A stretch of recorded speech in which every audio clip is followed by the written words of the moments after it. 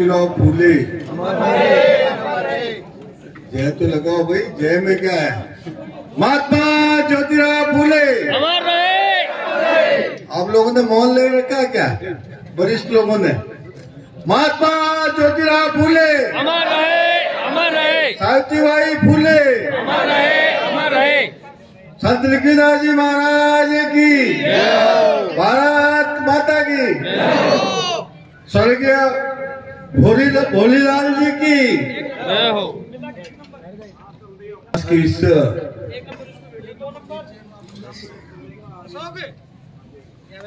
स्वर्गीय श्री भोलीलाल जी सैनी की पुण्यतिथि के अवसर पर आज उनको श्रद्धांजलि देने का, उनको स्मरण करने का जो अवसर प्रदान किया गया है, उसके लिए मैं आज मंच पर विराजमान भारतीय जनता पार्टी के वरिष्ठ नेता, पूर्व राज्य मंत्री सम्मान्य श्री भूपेंद्र सिंह जी सैनी, श्री मुकेश जी सैनी अध्यक्ष प्रबंध समिति, विनोद कुमार जी सैनी मंत्री प्रबंध समिति, गिरिराज जी सैनी जिला अध्यक्ष सैनी समाज दौसा, रंगलाल जी सैनी अध्यक्ष सैनी समाज तहसील बसवा, भागचंद जी सैनी ठाकला, दुर्गा सिंह जी, दुर्गा प्रसाद जी सैनी, रूप सिंह जी सैनी,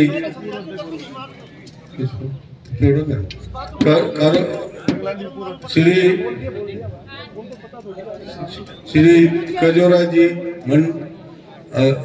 जी और समस्त यहाँ उपस्थित आदरणीय बुजुर्गों, नौजवान साथियों, माता और बहनों, आज हम सब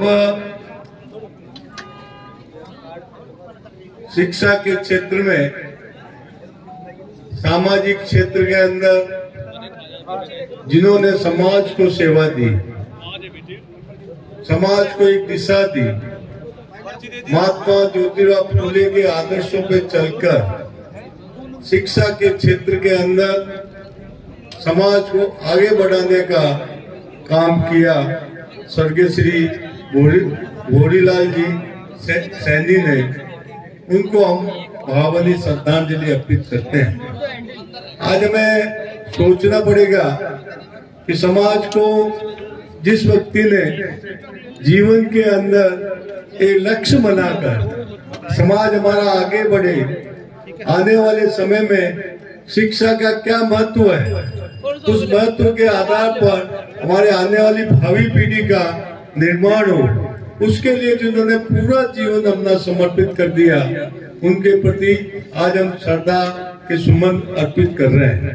आज हम सबको इस बात पे विचार करना चाहिए कि हमारे पूर्वजों ने हम सबके लिए इस सोच के साथ कि देश जब आजाद होगा, आजाद देश के अंदर यदि हमारी पढ़े लिखी वो पीढ़ी नहीं होगी, जो पढ़ाई में और शिक्षा में आगे नहीं आएगी, तो आने वाले समय में जो कंपटीशन है, जो हर बात पे हमारे को चुनौतियां मिलने वाली हैं, उन चुनौतियों में हमारे नौजवान आगे नहीं बढ़ पाएंगे। इसलिए शिक्षा का महत्व और शिक्षा के लिए व्यवस्था और शिक्षा के लिए संरक्षण करने का काम हमारे भोलीलाल जी ने किया, इसलिए आज वो हमारे लिए गौरव पुरुष के रूप में है। हमारी शिक्षा के क्षेत्र में जिन्होंने अनेकों काम किया, मैं कहना चाहूंगा कि आजादी से पूर्व हमारे मारवाड़ के अंदर सुमेर विद्यालय और वैदिक कन्या पाठशाला आज से 125 वर्ष पहले हुई। उन पूर्वजों का सोच था जब देश आजाद हो जाएगा और आजाद देश के अंदर जो हमारी पीढ़ी है यदि शिक्षा से वंचित रह गई तो उसको आगे उनको स्थान नहीं मिलने वाला है, इसलिए उन्होंने शिक्षा के क्षेत्र में आगे पीढ़ी को, भावी पीढ़ी को आगे बढ़ाने के लिए जो काम किया, उसी तरह महात्मा ज्योतिबा फुले ने उसमें जिस तरह की परिस्थितियां थी, दलित, पिछड़ा, महिला, इनके ऊपर जिस तरह का उत्पीड़न हुआ करता था, उस उत्पीड़न के कारण आज देश के अंदर एक ऐसी परिस्थिति बन गई थी, उनके अंदर आत्मसम्मान जागृत हो, सम्मान के रूप में आगे बढ़े, मनोबल के रूप में आगे बढ़े, अपने क्षेत्र में किस तरह से सामाजिक सेवा कर सके, उनको समाज सम्मान दे सके, समाज की अंतिम पंक्ति में खड़ा व्यक्ति को कैसे सम्मान मिल सकता है, उसके पीछे शिक्षा होनी चाहिए। और शिक्षा का महत्व समझते हुए होरीलाल जी ने जो काम किया है, उस काम को भुलाया नहीं जा सकता। ये काम शुरुआत करने वाले होते हैं, एक उस शुरुआत को धीरे धीरे आगे बढ़ाने वाले होते हैं। जो नींव का जो पत्र होता है, उसके ऊपर इमारत टिकी रहती है, और उस नींव के पत्र को कभी भूलना नहीं चाहिए। उसके साथ कई सहायक बन सकते हैं, उसके साथ कई तरह का उनका सहयोगी बन सकते हैं। उन सहयोगियों ने इस पौधे को वटवृक्ष के रूप में बढ़ाया होगा, परंतु जिसने जड़ पौधे को लगाया है, उस पौधे को याद करना, उस व्यक्ति को याद करना, उससे प्रेरणा लेना, उसको सम्मान देना, ये समाज का काम है। हम समाज के अंदर विभिन्न विचारधारों के लोग हैं। ये विचार आप करने की बात है।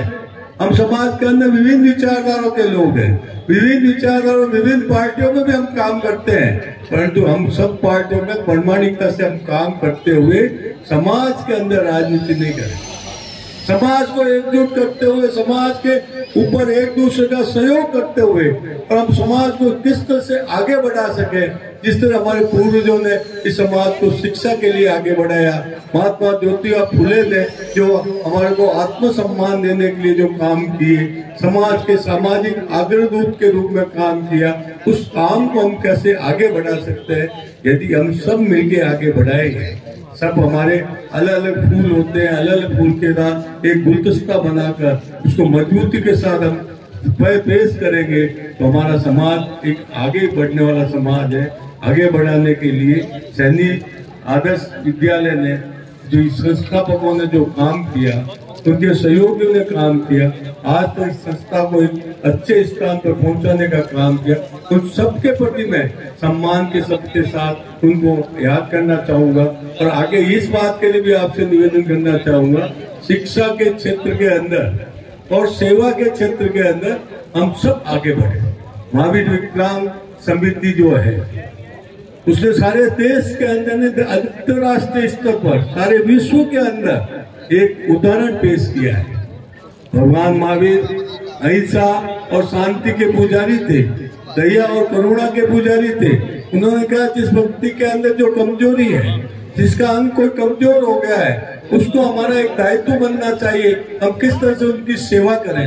ये सेवा का जो काम है, वो सेवा का काम करते समय ये सोचना चाहिए, नर को नारायण के रूप में हमने उसको सेवाएं, दरिद्र नारायण की सेवा नारायण के रूप में करें। ये आज मैं जो देख रहा हूँ, ये दरिद्र नारायण की सेवा हम नारायण के रूप में इनका पूजन करके करते हैं। इनसे विश्वास दिलाना चाहते हैं कि आपकी जो कमी है, ईश्वर ने दी है, हम आपके साथी होने के साथ वो कमी को दूर करते हुए आपका सहयोग के लिए खड़े हैं। ये हमारे लिए आपका आपने जो अवसर प्रदान सेवा का किया है, इसलिए मैं आप लोगों के साथ हम खड़े रहेंगे। इसलिए मैं आज इस अवसर पर ये उम्मीद करता हूँ, बना रहे हैं तो समाज को इस बात का गर्व होना चाहिए कि जिस व्यक्ति ने हमारे शिक्षा की नींव रखी है, उस नींव रखने वाले व्यक्ति को कभी नहीं भूले कि इमारत उस पे खड़ी रहती है। ये आप सबको मैं इस बात के लिए धन्यवाद देता हूँ। उन्होंने उनकी पुण्यतिथि के अवसर पर एक नया अवसर पैदा किया, सेवा का अवसर पैदा किया। आगे बढ़ने के लिए हमने संकल्प लिए, इन संकल्पों के साथ हम आगे बढ़ते हुए आगे बढ़ेंगे। मैं आज के आयोजन समिति के सभी सदस्यों को, सभी पदाधिकारियों को मेरी ओर से बहुत बहुत धन्यवाद देता हूँ। उन्होंने एक नई शुरुआत की है कि शुरुआत आगे बढ़ेगी, आने वाली पीढ़ी को हमारे समाज के जो आदर्श पुरुष है, उन आदर्श पुरुषों की और उन पुरुषों के प्रति सम्मान कर सके, इसके लिए हम हमेशा इस कार्यक्रम के माध्यम से एक प्रेरणा दे पाएंगे।